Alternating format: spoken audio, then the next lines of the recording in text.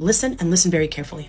My name is Maya Hussein. I reside in Canada. I'm Lebanese, I'm Muslim, and I'm pro-Palestine till the end of time. There are people on social media still not addressing what's happening in Gaza, which is a genocide. Shame on you. Unfollow them. They're not posting because they don't want to lose out on deals, they don't want to lose followers, and they don't want to lose their account. My friend Farah, who has 4 million on TikTok, lost her whole account. She's Lebanese, but she's pro-Palestinian. There are Palestinians not posting. Arabs, Muslims, Christians, staying quiet. Shame on you. There are influencers that got to visit the Holy Land, Al-Aqsa, and post it on their social media and put it in everybody's faces that's not able to go visit because they're not allowed to enter. And then you're not supporting the genocide that's happening in Gaza? Shame on you. Civilized nation on earth would agree that depriving children of food and water is acceptable. I'm here because I'm a human being, and anyone with a conscience believes that a civilian population should never be punished in this way. It's collective punishment, it's a war crime. And unless we stop it, unless we get out there and say something, it's going to end up with thousands losing their lives. Can you put into words how you feel about the loss of life on both sides? Every life is precious. But the root of this violence is the occupation. It's not complicated. It's a settler colonial state imposing apartheid and oppression on an indigenous people. And that's wrong everywhere, for anybody. And it has to be true that all the Palestinians want is freedom. And we must support that in equal rights. And I stand up here, I'm so pleased to see so many of my brothers and sisters with big hearts who know the truth. And the Western media has a duty now to tell the truth about what's happening, because I'm seeing the worst horrors I could ever have imagined. I grew up in the shadow of the Holocaust, and we said never again, and that means never again for anyone. This is human rights. This is dead. There are Christian Palestinians that are dying. It's not only Muslim Palestinians. I need you to remember that, and I need you to remember that after today, what are you going to do? What are you going to do after today? Are you going to go home and just post on Instagram and leave the movement? Are you going to organize? Are you going to join PYF? Are you going to join Palestinian movement? Are you going to ally with my brothers and sisters? Are you going to ally and form solidarity? You will never be silenced. And I want every single one of you to repeat what I'm about to say. Free, free Palestine! Free, free Palestine! All right, guys, we need to start boycotting the brands that support Israel. So we cannot say we stand with Palestine while our own hard money is going into brands like this that supports Israel, even donate money to Israel to continue this genocide that is going on in Palestine. We're not going to have that. So I need you guys to blow up this video, share it, duet it, stitch it, move it around. Also, do your research and add more brands that support Israel down the comment section so I can keep updating this list. And we got to expose all of them so that our money is not supporting genocide. Okay? Let's do it. Blow it up, share it, let it go wild. I've gotten like thousands of DMs from people thanking me for using my platform here to post about Gaza. Guys, you don't have to thank me. I wouldn't be able to sleep at night if I didn't post about Gaza. There is a genocide happening right now, and we can see it anywhere we look on our iPhones.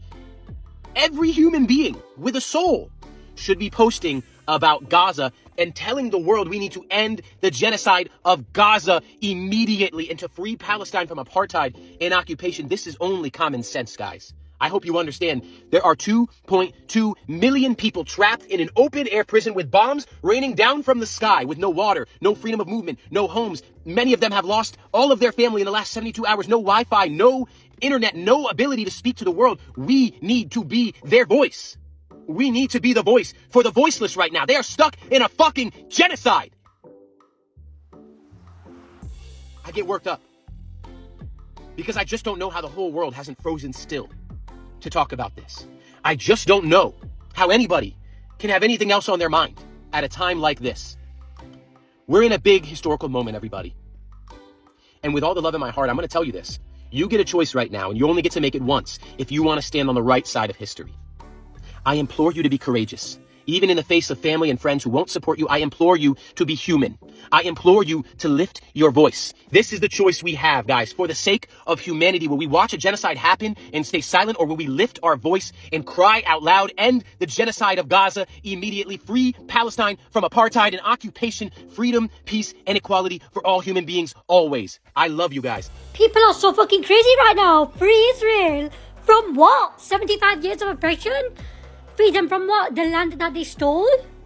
Free them from what exactly? Can you please enlighten me? Thank you.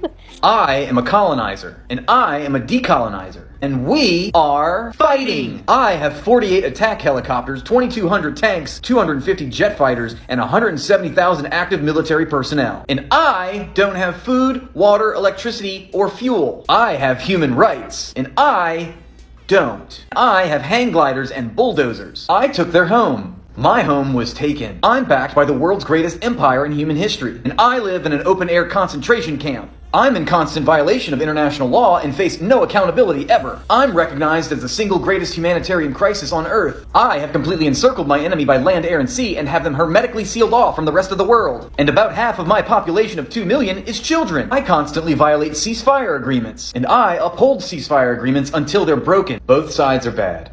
I'm very smart.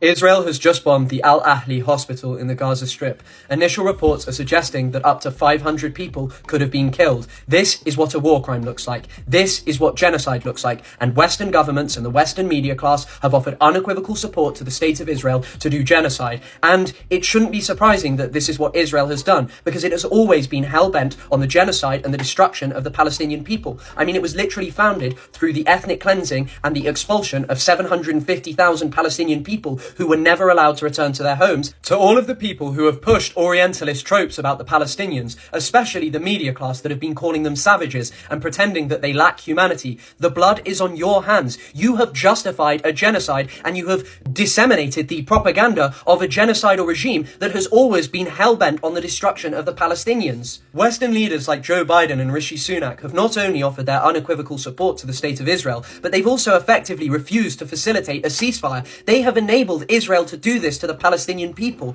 And what this makes so clear is why listening to Palestinians and why fighting against racism and decolonial thinking more generally are so important. Because the racism and colonialism that justified the massacres against indigenous and colonized people all over the world are still clearly present in our society and permeate the upper echelons of Western governments.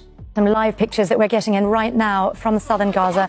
You're watching pictures of a hospital that we understand has very recently just been hit by an Israeli airstrike. And this is not only a hospital that's been treating the wounded, but also a hospital where people have been taking shelter.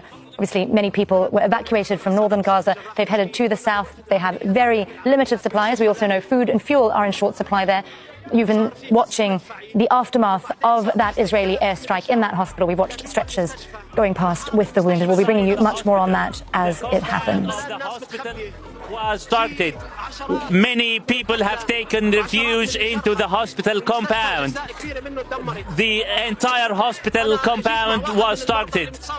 One of the victims was under the surgical operation. We are still recovering people from under the rubble. We have reports that more than 500 people were killed.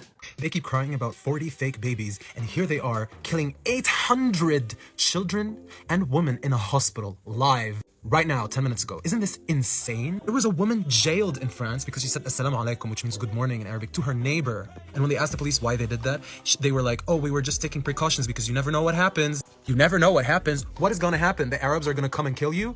It's very obvious who is doing the killing. We are in a state of emergency. This is only going to get worse, and the world is going to divide even further, and it's literally terrifying. This is worse than the Holocaust times. If you're not aware that there are more than 100 families erased from the registry in Palestine, erased, that means they went extinct. They are coming for Lebanon, they are coming for Syria, and soon enough they will come for you, because colonial settlerism and colonial mentality will always come for a person. If you think there's an ounce of dignity or humanity in those people, they don't have. Most importantly, it is a genocide. It's the biggest fucking concentration camp in history. Palestinians can't leave the border from anywhere. They're trapped. No water, no electricity, no food. There are people, kids, friends, and families stuck there. And all we are doing is watching the fucking news and European Union supporting it.